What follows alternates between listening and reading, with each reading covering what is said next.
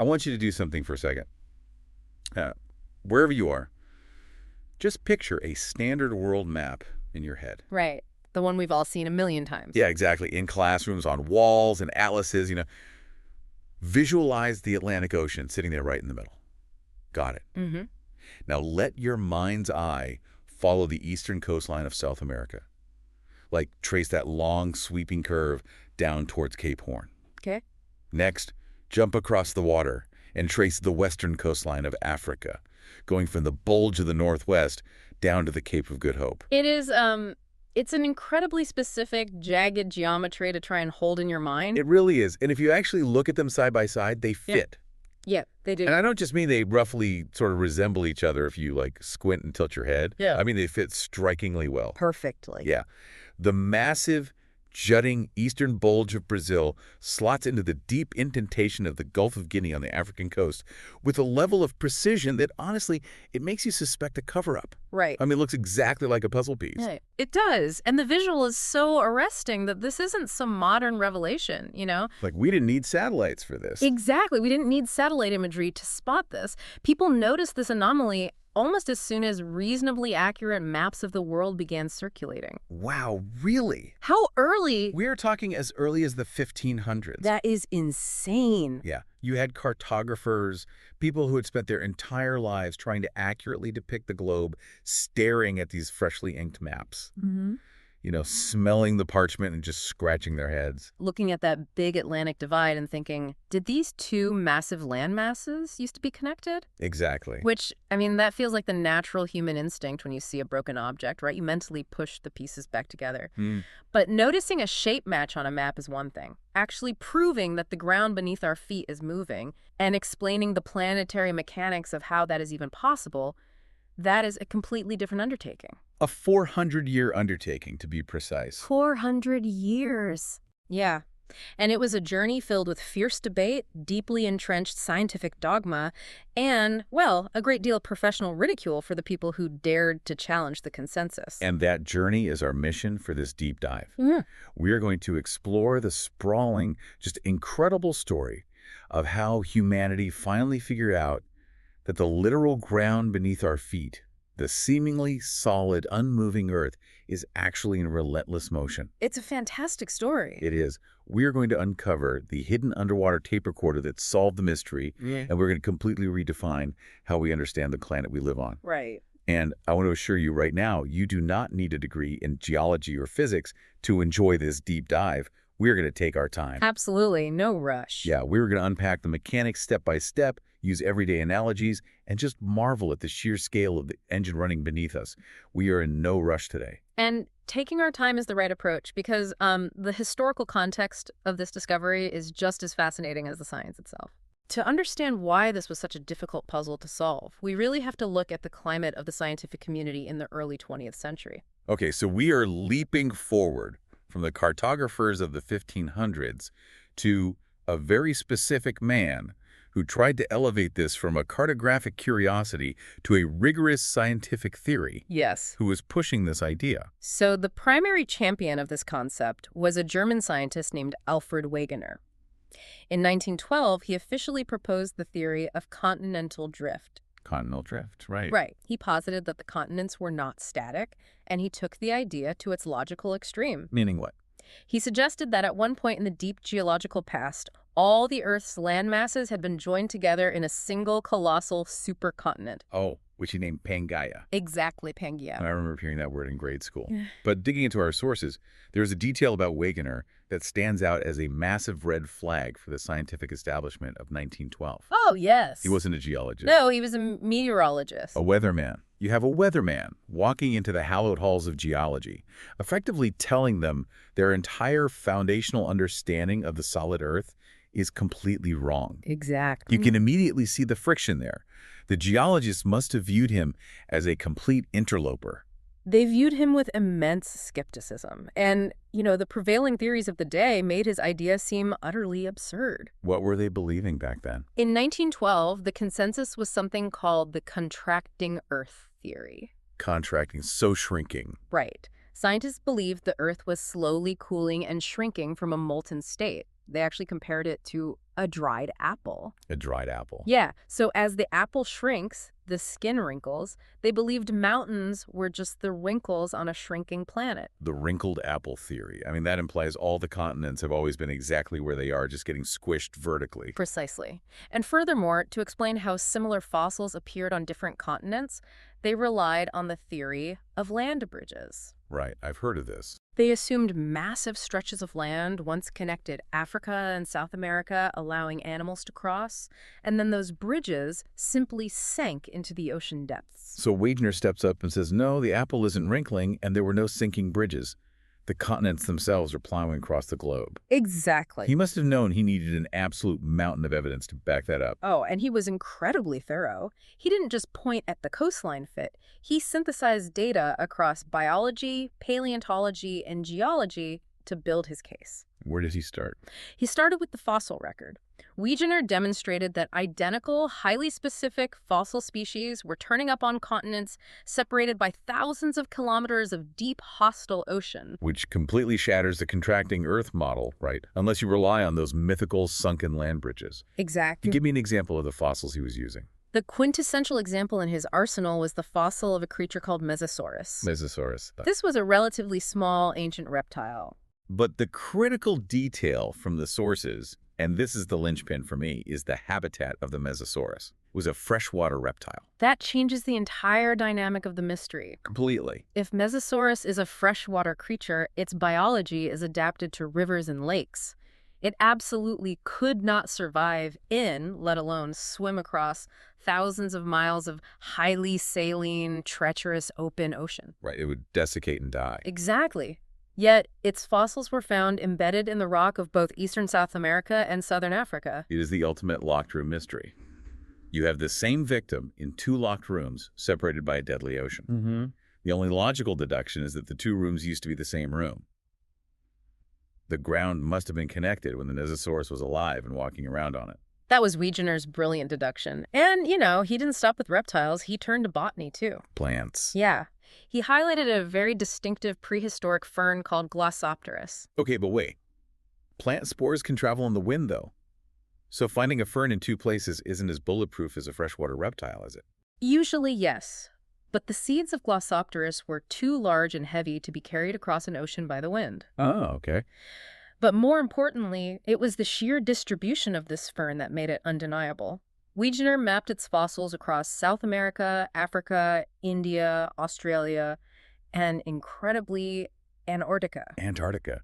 Wait, finding the remains of a lush, broad-leafed fern buried under kilometers of polar ice. Exactly. That forces you to confront two massive realities. First, that fern could not have evolved independently in 5 radically different places. The land masses had to be touching. Right. And second, if there was a fern in Antarctica, that specific chunk of rock used to be sitting somewhere much, much warmer. You've just articulated the exact paleoclimate argument Wegener made. The environment had to have shifted, which meant the land itself had to have moved. It's like finding a torn photograph where half is in an attic in New York and the other half is in a basement in London. Oh, I like that. Right. The tear along the edge matches perfectly. That's the coastlines. But it's not just the shape.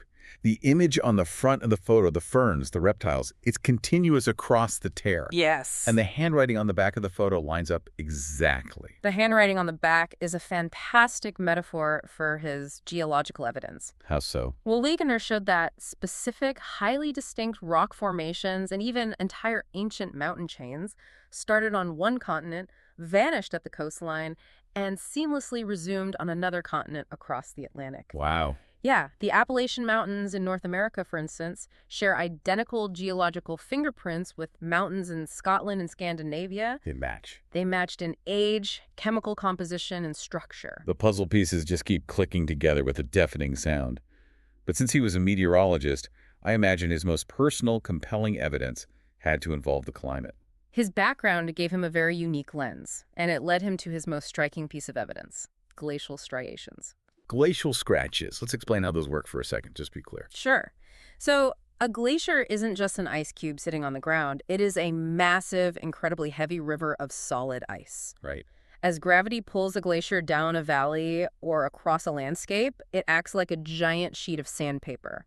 It picks up boulders, gravel, and debris, dragging them along the bedrock underneath. Ouch. Yeah, this brutal friction carves deep, parallel scratches, striations into the solid rock.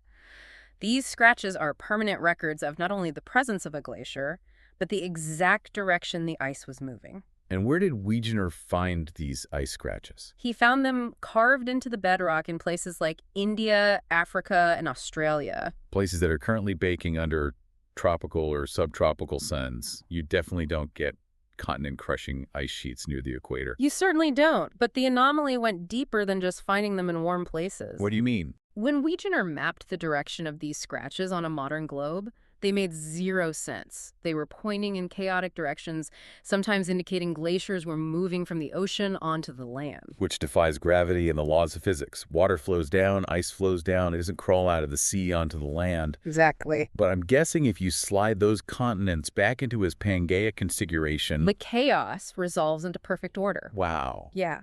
If you take South America, Africa, India, and Australia and cluster them all together down near the South Pole, suddenly every single one of those glacial scratches aligns. They match up. They form a perfect radiating pattern pointing outward from a single massive central ice cap that existed hundreds of millions of years ago.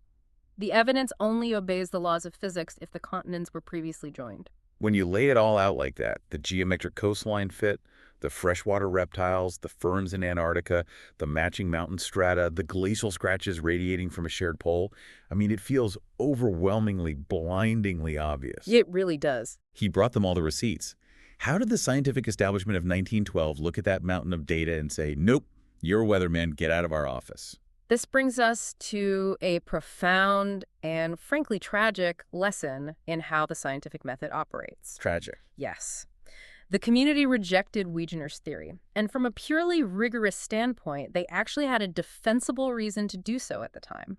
Defensible? Yeah. I'm struggling to see how ignoring all that evidence is defensible. Well, they didn't dispute the fossils or the rock types. They disputed his physics. Wegener had compiled overwhelming evidence that the continents had moved, but he entirely lacked a scientifically plausible mechanism for how they moved. The mechanism. The engine. Exactly. Scientists cannot adopt a grand paradigm-shifting theory without understanding the underlying mechanics. It wasn't enough to point out that the continents moved. He had to mathematically explain what force on Earth could possibly be strong enough to push a continent thousands of miles. Did he even attempt to explain the how? He did, and that was his fatal flaw. What was his idea? He hypothesized that the continents essentially plowed their way through the solid ocean floor. He envisioned the lighter continental rock acting like a ship's hull, actively bulldozing its way through the denser, stationary crust of the ocean basin. Oh, I can immediately see a physicist pulling out a chalkboard and tearing that to shreds. They absolutely tore it apart. Physicists calculated the sheer frictional force required for continental rock to bulldoze through oceanic basalt. Yeah. The math was definitive. It is physically impossible.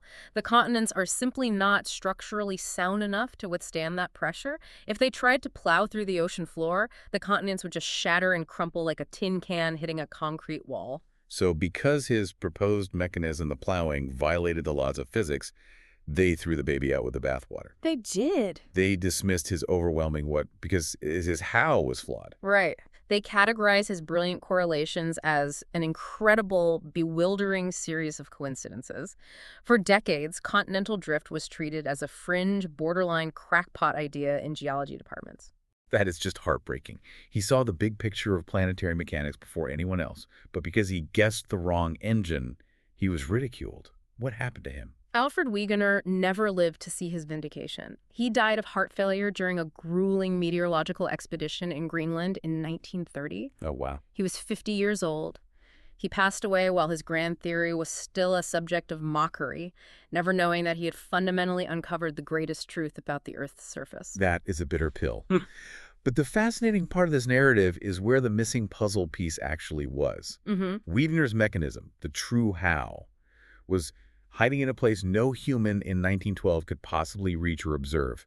It was thousands of fathoms deep, at the very bottom of the global ocean. Exactly. To find the engine that moves the world, humanity had to figure out how to see in the dark, deep underwater. So we have to jump forward in time. We leave the 1920s and 30s behind. Wegener's book is gathering dust on the fringe science shelf. What is the technological leap that finally cracks this open? We move into the post-World War II era, specifically the 1950s and 1960s. And the game-changing technology was not developed by geologists looking for ancient continents. Who developed it? It was developed by the military. It was advanced naval sonar. Sonar. Pinging acoustic sound waves down through the water, timing how long they take to bounce off the bottom and return, to paint a topographical map of the seafloor. Right. Why were they mapping the ocean so obsessively in the 50s? The Cold War context is crucial here. The United States and the Soviet Union were heavily investing in submarine warfare. Oh, of course. Right. To hide submarines effectively and to hunt adversary submarines, you need to know exactly what the terrain at the bottom of the ocean looks like. That makes sense. Before this intensive mapping effort, the general scientific consensus was that the deep ocean floor was just a flat, featureless, ancient plain of mud stretching endlessly between the continents. The ultimate wasteland. But when they started pinging those sound waves down into the abyss, they realized the oceans were hiding the most dramatic geography on the planet. Yeah. They uncovered a totally alien landscape. The mapping efforts revealed two massive, paradigm-shifting discoveries. What was the first? The first was topographical. When researchers mapped the central Atlantic Ocean, they did not find a flat plain of mud. They discovered an unimaginably massive underwater mountain range. We call it the Mid-Atlantic Ridge. A mountain range sitting miles underwater. And it's not just a localized cluster of peaks, is it? No, the Mid-Atlantic Ridge is just one segment of a continuous globe-spanning system. Imagine the stitching on a baseball wrapping around the sphere. Okay. These interconnected underwater ridges stretch for over 65,000 kilometers, winding their way through all the major oceans. 65,000 kilometers. Yeah. It is, by a massive margin, the longest mountain range on planet Earth, and it is almost entirely, completely submerged. It completely shifts your perspective. The most prominent physical feature of our planet is something we can't even see from the surface. Exactly. But finding a mountain range doesn't automatically prove the continents are moving. Right. What was the second discovery from those ships? The second discovery provided the smoking gun, and it requires us to dive into the bizarre mechanics of planetary magnetism. Okay, let's take this slow. Magnetism on the ocean floor. How do rocks become magnetic? We have to look at what the Earth's core is doing first. Deep inside the planet, there is an outer core made of churning liquid iron. Liquid iron. Got it. The rotation of the Earth creates massive convection currents in that liquid iron, and moving conductive fluid generates electrical currents. Right. Those currents create the magnetic field that surrounds our planet. The geodynamo. It's the invisible force field that gives us a north pole and a south pole and makes our compass needles point north. Precisely. Now, how does that relate to the rocks? At those massive underwater mountain ridges, the crust is pulled incredibly thin. Molten rock magma from the mantle is constantly welling up to the surface. Okay. As this magma hits the frigid ocean water, it cools rapidly and solidifies into basalt rock. And basalt contains iron. It contains iron-rich minerals like magnetite. When the magma is liquid and incredibly hot, those tiny iron particles are free to move around. Like they're floating. Exactly. They act like microscopic compass needles. They feel the Earth's magnetic field and they physically align themselves with it, pointing toward magnetic north. But then the rock cools. It cools and it crystallizes. Those microscopic compass needles are trapped. The magnetic alignment is permanently frozen into the rock. Right. It becomes an indelible magnetic fingerprint recording the exact orientation of the Earth's magnetic field at the moment that specific piece of magma became solid rock. Okay, I follow the physics of that. But the North Pole is the North Pole. All the rocks cooling today point north. All the rocks that cooled 1 million years ago point north. Where is the revelation in that? That is where you have to unlearn an assumption. The North Pole is not permanent. Wait, what? One of the most mind-bending behaviors of our planet is that the churning liquid iron in the core is unstable over long periods. Periodically, the geodynamo destabilizes, and the magnetic poles literally reverse. The entire magnetic field just flips upside down. Completely. Magnetic north becomes magnetic south, and vice versa. It happens irregularly, roughly every few 100,000 years. A compass that points north today would have pointed squarely south 800,000 years ago. That is wild. The Earth is just randomly flipping its own internal battery. Yep. So, bringing this back to the ships in the 1950s, they are towing sonar to map the mountains. Are they measuring the magnetism too? Yes, research vessels started towing devices called magnetometers behind them. skimming just above the seafloor, specifically crisscrossing back and forth over those massive underwater ridges. Scanning the floor. They were reading the frozen compass needles in the basalt. And what pattern emerged on the readouts? They found stripes. Distinct, alternating stripes of magnetic polarity running parallel to the mountain ridge. Like a massive barcode printed on the seafloor. A barcode of planetary history. They would sail over one wide band of rock, and the magnetometer would read normal. The iron was pointing to today's North Pole. Then they would cross into the next band, and suddenly the magnetism flipped. The iron was pointing to the South Pole. Then a band of north, then south again. Wait, let me stop you there. Because the implication of that is staggering. Mm-hmm. If the Earth's magnetic field flips every few 100,000 years, and the ocean floor is made of alternating stripes of flipped magnetism, then the ocean floor wasn't all created at the same time. You are deducing the exact breakthrough the scientists had? The ocean floor is not a static canvas. And the key to understanding the mechanism was the symmetry of those stripes. What do you mean by symmetry? If you plant a flag directly on the peak of the underwater mountain ridge and you sail 50 miles to the east, you cross a specific pattern of north and south stripes. Right. If you return to the peak and sail 50 miles to the west, you cross the exact same pattern in the exact same sequence at the exact same distances. The left side of the mountain range is a perfect mirror image reflection of the right side. Oh my God, I see it. The ridge is a printing press. The ocean floor is literally a giant symmetrical tape recorder playing outwards in both directions. It is a geological conveyor belt. Let me make sure I've got this. Magma wells up right at the center of the ridge. It cools, freezing today's north magnetism into the rock. Right. But the engine keeps pushing. More magma comes up from underneath, and it literally forces the rock it just created to split in half. Half gets pushed to the left, half gets pushed to the right. Exactly. And then the Earth's magnetic field flips. The new magma cools, freezes south into the rock, and then splits and pushes the north rock further away. You have completely grasped the concept of seafloor spreading. This was the mechanism Wegener lacked. Wow.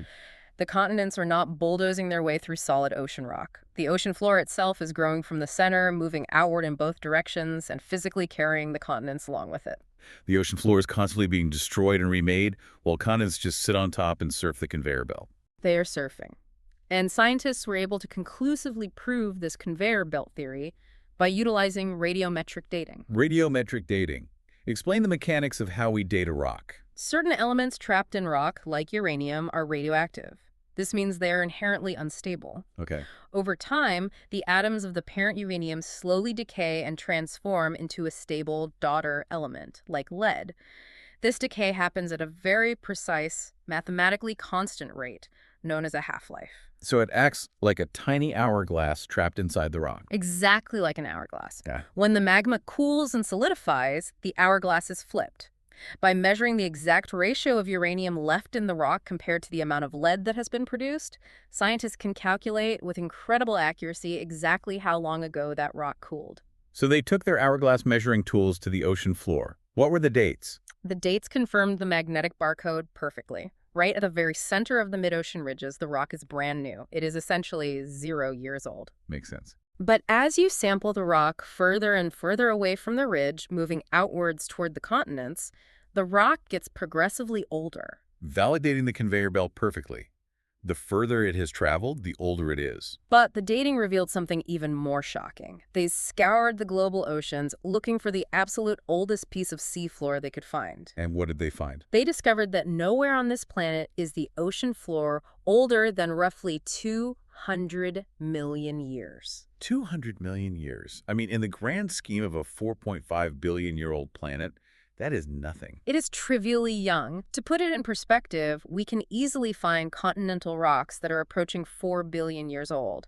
The continents are ancient, heavily scarred survivors. The ocean floor is ephemeral. Because the conveyor belt can't just keep creating new crust forever. If new seafloor is being born at the ridges, older seafloor must be getting destroyed somewhere else, or the Earth would be inflating like a balloon. And this brings all the pieces together into the grand unifying theory of plate tectonics. The rigid outer shell of the Earth is fractured into puzzle pieces. We call them tectonic plates. Right. A single plate can contain both a continent and a massive stretch of ocean floor. They move as one unified unit.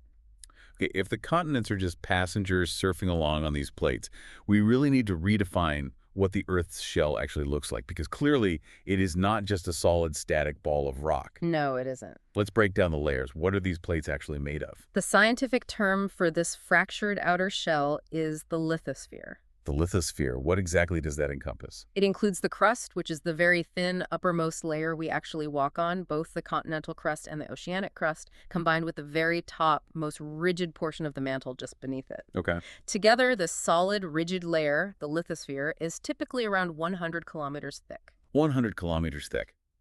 That sounds massive to a human, but if the Earth is roughly 12,700 kilometers across, the lithosphere is proportionally thinner than the skin on an apple. It is a delicate veneer.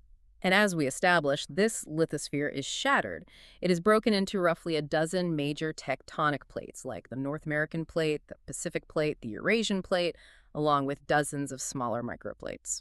Okay, so that's the fractured outer shell. Yeah. But what is directly beneath it? What are these massive 100-kilometer thick slabs of rock actually resting on that allows them to surf? Beneath the lithosphere lies a layer called the asthenosphere. Asthenosphere. This is the hotter, deeper mantle rock, and we must deliberately slow down here because this specific boundary is where the most common public misconception about geology takes root. Oh, I love busting a widespread myth. Mm-hmm. What do people get wrong about the inside of the Earth? When the general public hears that tectonic plates are moving, drifting, and surfing, they intuitively picture the inside of the Earth as a giant, sloshing ocean of liquid magma. They imagine the continents floating on top of this glowing orange liquid, like croutons bobbing in a bowl of hot tomato soup. I will happily admit that is exactly the visual I had in my head. A thin crust over a sea of liquid fire. It is an incredibly pervasive image, mostly perpetuated by Hollywood movies, but it is fundamentally completely incorrect. Wait, really? Yes. The asthenosphere is not liquid magma, it is solid rock. Wait, if the asthenosphere is solid rock, how on earth are 100-kilometer thick solid plates sliding around on top of it?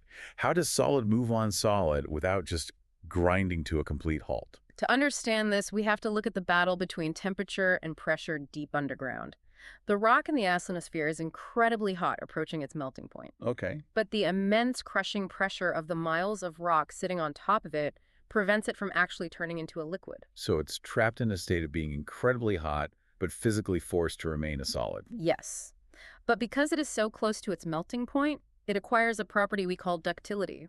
It becomes plastic. Plastic, like it bends. Over immense geological timescales, this extremely hot, pressurized solid rock deforms. It flows. It creeps. Solid rock that flows. That breaks the brain a little bit. Think back to the glacier analogy we used earlier. A glacier is composed of solid ice. If you walk up to a glacier and strike it with a heavy hammer, it chips. It behaves like a brittle solid. Right. But if you observe that same solid glacier over a span of 50 years, the sheer crushing weight of all that ice causes it to deform internally. It flows down the valley like a slow-moving river. It creeps. It creeps. The rock in the asthenosphere operates on the exact same rheological principle, just utilizing incredibly hot rock over millions of years rather than ice over decades. It is a solid, but if you apply relentless pressure, it yields. So to visualize this mechanics, let's use a different kitchen analogy. Let's hear it. If the Earth is like a hard-boiled egg, the lithosphere is the cracked, rigid shell on the outside. Those are the plates. And the asthenosphere is the slightly squishy egg white directly underneath the shell. The egg white is completely solid. You couldn't pour it out of a cup, but if you press your thumb into it slowly and firmly enough, it yields. It deforms around the pressure. The cracked shell surfing over the yielding, solid white. It is a perfect visualization of the mechanics. And when we talk about this creeping motion, how fast are we actually talking? How fast are these massive plates moving across the squishy egg white? They move at speeds ranging from 1 to perhaps 10 centimeters per year. Centimeters per year. Yes. A very common and highly accurate comparison is that tectonic plates move at exactly the same speed your fingernails grow. The speed of fingernail growth. You stare at your hand, you see absolutely nothing happening. It is completely imperceptible on a human time frame. You do not feel the ground rushing beneath you, but geologically speaking, the speed of fingernail growth is a relentless, catastrophic sprint. It is fast enough that over tens of millions of years, that creeping movement will completely obliterate oceans, thrust up massive mountain ranges, and entirely rearrange the surface of the globe. Okay, so we have a clear picture of the structure. We have this cracked shell of lithosphere slowly surfing over a creeping solid asthenosphere. Right. But knowing what is moving just begs the ultimate question.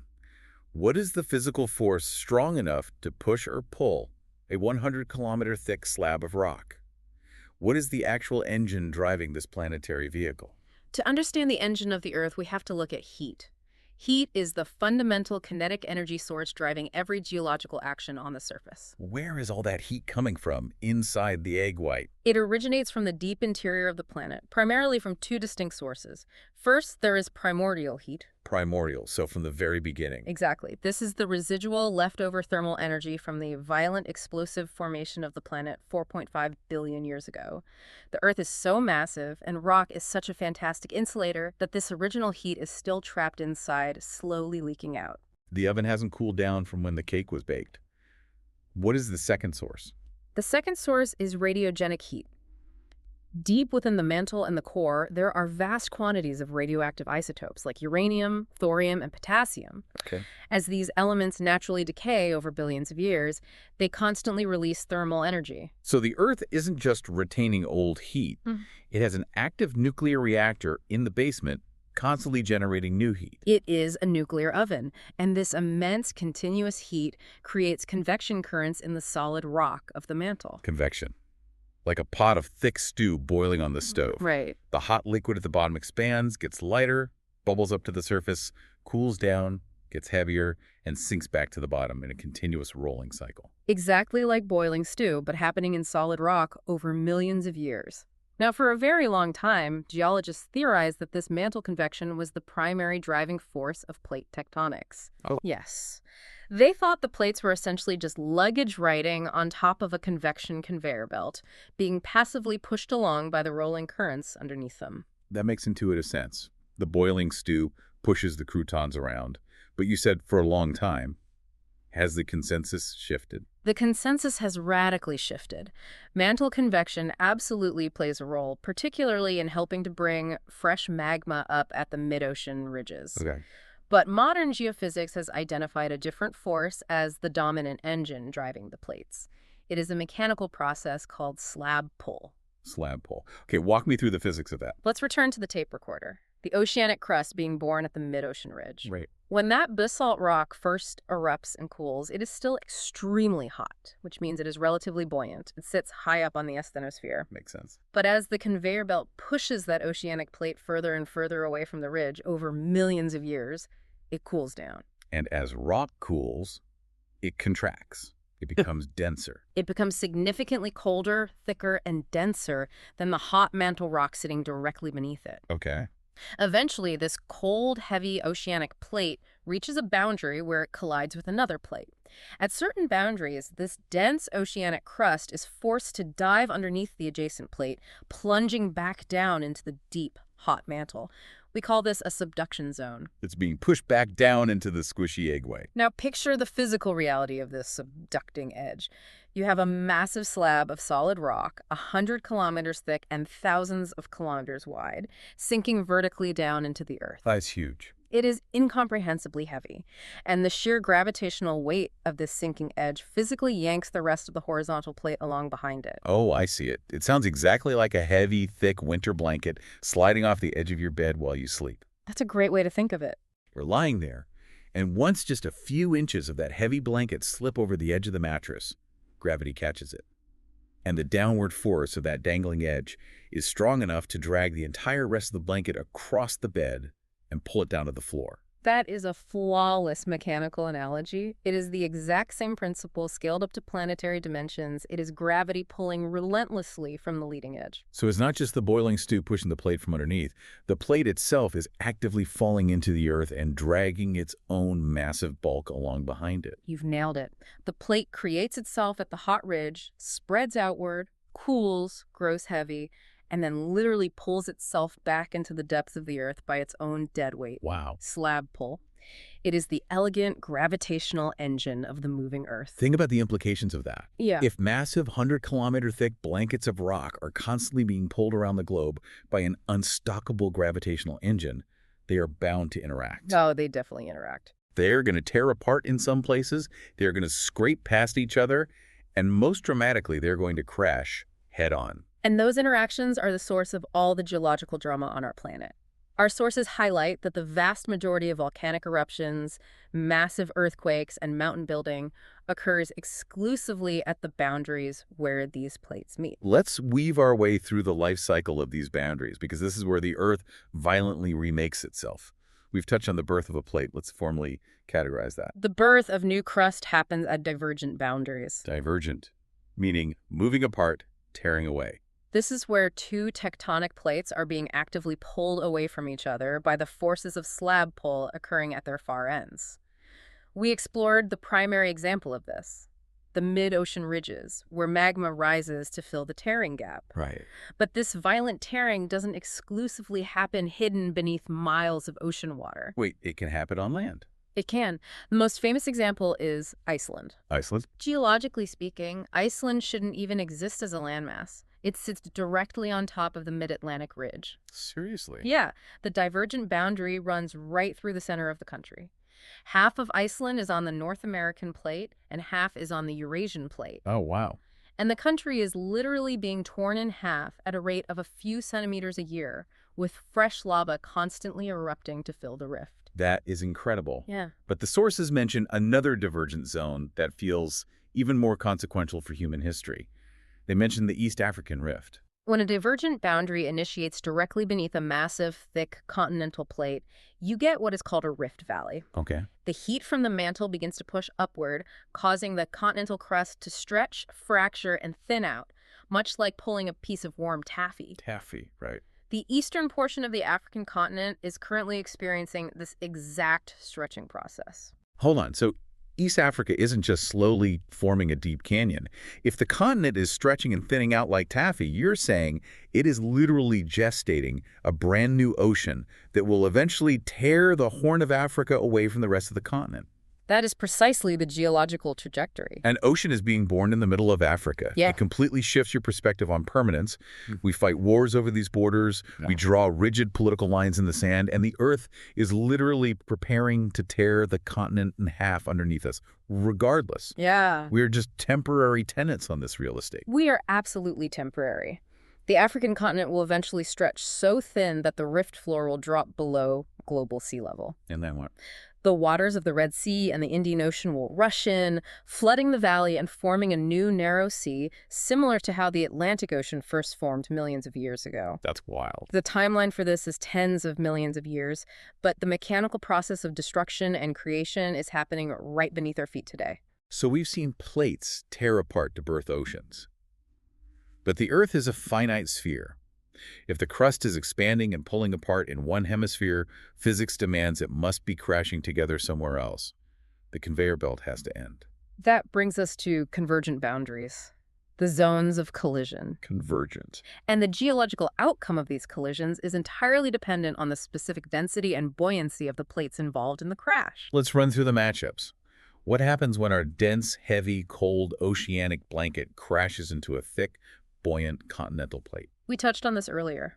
Because continental crust is much lighter and thicker, and the oceanic crust is cold and dense, it is a completely mismatched collision. Right. The oceanic plate is physically forced to lose its subducts, diving deep beneath the continental plate and sinking into the extreme heat of the mantle. So the heavy blanket slides under the mattress. But what actually happens to that rock as it descends into the inferno? It doesn't just quietly melt, does it? It creates a spectacular chemical reaction. As the oceanic plate descends, it carries down immense volumes of water trapped within the pore spaces of the rock and bound up in the minerals of the ocean sediment. Okay. As the slab reaches extreme depths and temperatures, this water is forcefully squeezed out and released into the extraordinarily hot wedge of mantle rock sitting directly above the sinking plate. Adding cold water to hot rock, does it just turn into high-pressure steam and explode? It does something far more chemically profound. Adding water to hot mantle rock actually lowers the melting point of that rock. Wait, water makes rock melt easier. That sounds counterintuitive. It acts as a chemical flux. The most common analogy is throwing salt on an icy sidewalk in the dead of winter. Right. The salt doesn't magically heat up the ice. It alters the chemistry, lowering the freezing point so the ice turns to liquid water even when the air temperature is well below freezing. Oh, I see. The water released from the subducting plate acts exactly like salt on the mantle rock. It lowers the melting temperature, causing massive volumes of solid mantle to suddenly liquefy into magma. So it's not that the physical friction of the crash is melting the rock. It's a chemical reaction. The subducting plate is essentially poisoning the mantle with water, forcing it to melt. That is a brilliant way to describe it. And magma, being less dense than the solid rock around it, wants to rise. Right. Heat rises. This newly created magma burns and melts its way up through the overlying continental plate, eventually erupting violently onto the surface, creating massive linear volcanic mountain ranges. Wow. Give me a geographic example of this poisoning process in action. Look at the western coast of South America.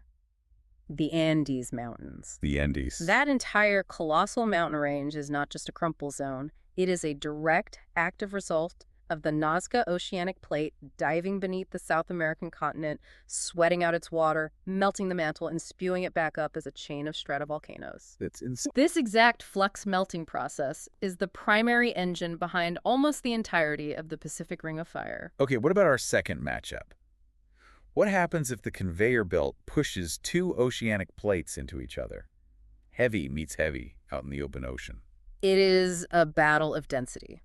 Usually the older, colder, and therefore slightly denser of the two oceanic plates will lose the battle and subduct beneath the younger one. Okay, so one still goes down. Yes, and the chemical process is identical. Water is released, flux melting occurs, and magma rises. But because there is no continent above it, this magma is erupting directly out of the deep sea floor. Precisely. It erupts, cools, builds upon itself over millions of years, and eventually breaks the surface of the ocean, creating a curved chain of volcanic islands. We call them volcanic island arcs. The entire nation of Japan, the Philippines, the Aleutian Islands, and Alaska, these are all the direct result of oceanic subduction. Just strings of violent volcanoes popping out of the ocean to relieve the pressure. And I assume the physical act of dragging one plate down creates a massive dent in the seafloor. It creates the deepest scars on the face of the planet, deep ocean trenches. The Mariana Trench in the Western Pacific is the prime example. The Mariana Trench. It reaches depths of roughly 11 kilometers. You could drop Mount Everest into the Mariana Trench and still have over a mile of water above its peak. That's terrifying. That unimaginable abyss is simply the physical crease created by one tectonic plate dragging another down into the mantle. The scale of that violence is terrifying. Okay, we have one final matchup. What happens when the conveyor belt forces two massive continental plates to collide? Buoyant rock meets buoyant rock. This is where the physics shift from subduction to pure, unadulterated crumpling. Because both plates are composed of light, thick continental crust, they're both far too buoyant to be forced down into the dense mantle. So neither one sinks. Neither plate can subduct. It's an unstoppable force meeting an immovable object. They just hit a wall. They hit head-on. But the engine of slab pull happening on the far sides of these plates doesn't stop. The pressure continues relentlessly. With nowhere to go. With thousands of miles of plate pushing from behind and nowhere to go down, the crust has only one option. It goes up. The rock folds, thrusts over itself, and thickens dramatically, pushing massive volumes of continental crust high into the atmosphere. The ultimate geological train wreck. And the debris flies upward. This has to be the Himalayas. It is the defining textbook example. Around 50 million years ago, the tectonic plate carrying the landmass of India came hurtling north across the ancient Pacific Ocean. Okay. When the oceanic crust between them finally completely subducted, the continent of India slammed directly into the massive continent of Eurasia, continent meeting continent. Tenboat. The resulting crumple zone birthed the Himalayan mountain range and the vast elevated Tibetan plateau. And the staggering thing about that crash is that it isn't a historical event. The train wreck is still happening right now, isn't it? It is actively ongoing. India continues to drive relentlessly north into the belly of Asia at a rate of a few centimeters a year. Because that immense pressure is still accumulating, the Himalayas are still being thrust upward. Mount Everest is literally getting taller, millimeter by millimeter, every single year, as a direct result of India refusing to stop its collision course. Everest is growing because India won't hit the brakes. That is brilliant. Okay. Okay, so we've seen plates tear apart to birth oceans at divergent boundaries, and we've seen them crash together to build the Himalayas at convergent boundaries. Yes. But as we said, the Earth is a sphere. Things can't just move directly toward or away from each other in perfect geometry. There have to be places where they're just sideswiping each other in a massive traffic jam. You are describing the third and final category, transform boundaries. This is where tectonic plates are neither colliding nor pulling apart. They are attempting to slide past one another horizontally. Scraping along the edges. Yes. Now, at a purely transformed boundary, no new crust is being created and no old crust is being destroyed by subduction.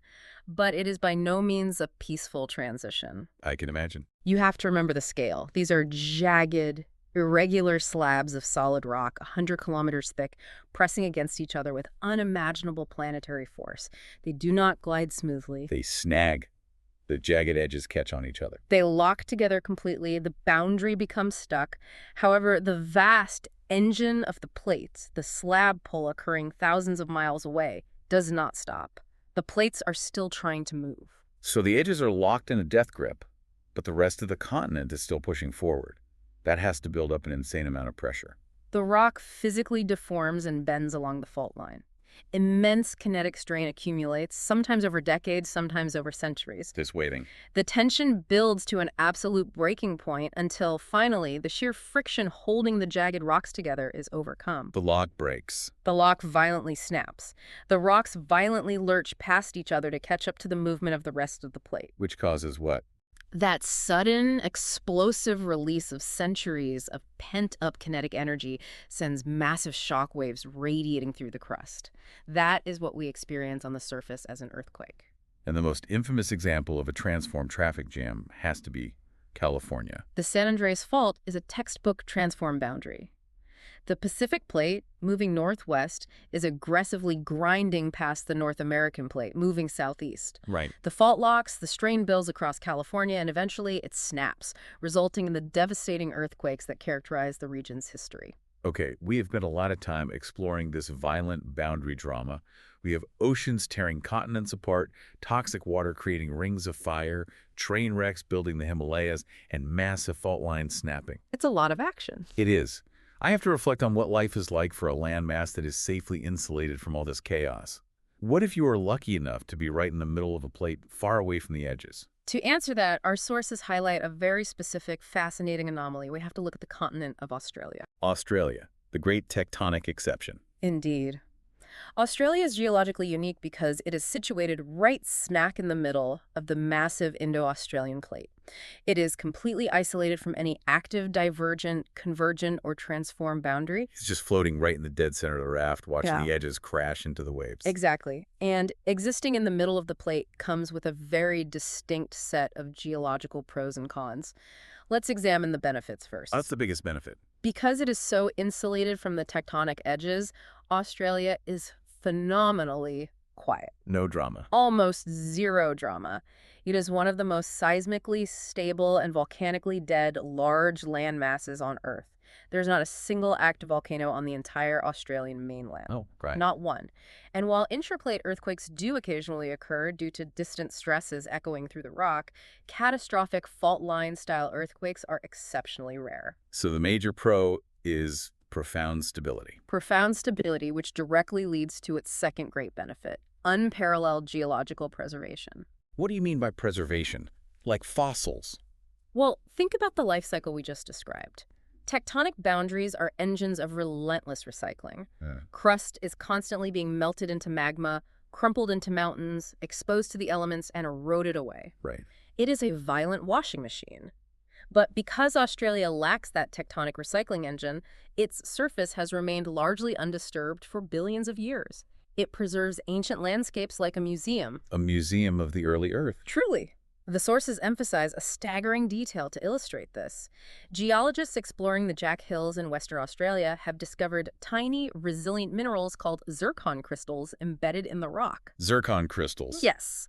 Utilizing the precise radiometric dating we discussed earlier, they have reliably dated these specific zircons at approximately 4.4 billion years old. 4.4 billion. Wait, Yes. to put that temporal scale into perspective, the planet Earth itself coalesced from a cloud of dust roughly 4.5 billion years ago. Exactly. Those tiny zircon crystals in Australia formed when the Earth was essentially a newborn. And because Australia has avoided tectonic destruction, they have been sitting there undisturbed for almost the entire lifespan of the solar system. There are some of the oldest known terrestrial materials on the planet. That is awe-inspiring. To hold a tiny grain of sand that witnessed the dawn of the world. Okay, so that's the incredible pro of middle plate life. What could possibly be the con? The trade-off for all that stability is sheer speed. Speed. The Indo-Australian plate is not stationary, it is moving north, being violently yanked by a massive subduction zone off the coast of Indonesia. And it is moving north faster than almost any other major continent on Earth. Moving north. How fast? Roughly 7 centimeters a year. 7 centimeters. Okay, we used the fingernail analogy earlier, 1 to 10 centimeters. 7 centimeters a year is a very, very fast-growing fingernail. It is practically sprinting in geological terms. It is zooming. And this incredible speed isn't just a fun piece of trivia for a geology textbook. It is causing fascinating, highly technical problems for human civilization right now, today. Really? How does continental drift affect daily life? It completely wreaks havoc on GPS. GPS, like on our phones. Exactly. Global positioning systems rely on a mathematical grid of exact coordinates mapped onto the globe to tell your phone where you are, to guide commercial airplanes, to survey property lines, and to operate highly precise self-driving agricultural equipment. Right, the coordinates are locked into the digital map. Exactly. The digital map is static.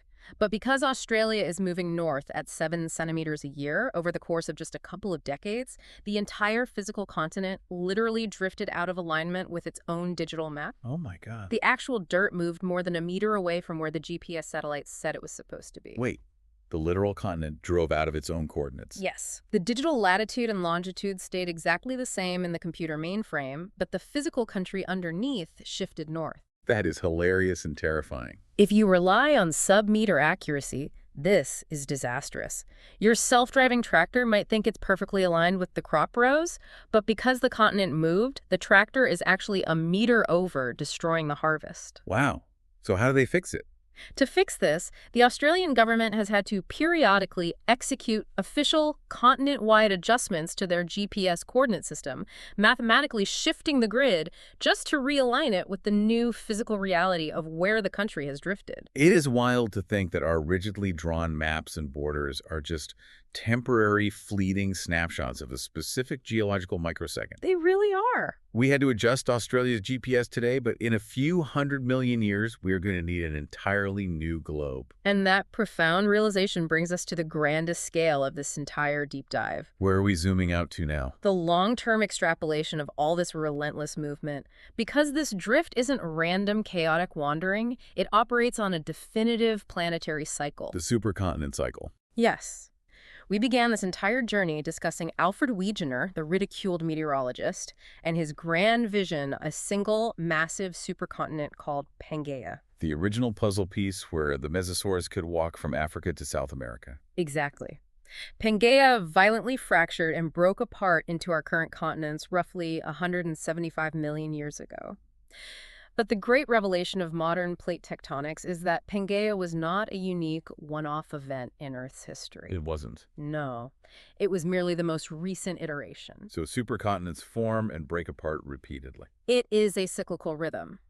Over the 4.5 billion year history of the Earth, the continents have repeatedly assembled into massive solitary supercontinents and then violently dispersed across the globe. That is incredible. It operates on a rough cycle of every 300 to 500 million years. What drives the cycle? Why do they break apart once they finally get together? It comes back to heat. When all the continental crust bunches up together into a supercontinent, it acts like a massive thermal blanket over the mantle. Oh, trapping the heat. Exactly. The heat from the interior can't escape as easily as it does through the thin ocean crust. The heat builds up violently beneath the supercontinent, eventually causing the mantle to dome upward. And then it cracks. This stretches the continental crust until it inevitably tears apart, just like the East African Rift is doing right now, birthing new oceans and sending the fragmented continents scattering across the globe. And then eventually, the new oceans run out of space, subduction takes over, and the fragments are dragged back together on the other side of the planet. Yes. This is like a planetary breathing exercise. Inhale, the continents cluster together. Exhale, the heat builds up and they shatter apart. That is a phenomenal analogy, and current geological trajectory confirms that we are simply living in the dispersed exhale phase of the cycle. The exhale phase. But the tectonic engine is still running at full speed. Projections strongly indicate that a new supercontinent is destined to form in the deep geological future. When would that happen? This will likely occur when either the Atlantic Ocean stops spreading and begins to violently close, dragging the Americas back into Europe and Africa, or when the Pacific Ocean subducts entirely, slamming the Americas into the eastern coast of Asia. So one day, all these broken puzzle pieces we trace on our maps will click back together again into a brand new, completely unrecognizable configuration. The map will be rewritten entirely. This has been an incredibly perspective-altering journey. We started with a weatherman, Alfred Wegener, who was literally mocked by the scientific establishment simply for trusting what his eyes and the rocks were telling him. He saw the grand pattern of the puzzle when the rest of the world was determined to ignore it. And to prove him right, we had to travel to the darkest depths of the ocean, riding alongside Cold War submarines to uncover literal magnetic barcodes printed into the basalt. Right. We learned about rigid, fractured shells, the creeping plastic flow of solid rock, and the heavy sinking blankets of slab pull dragging the continents across the globe. We finally uncovered the engine that Wegener so desperately needed. We did.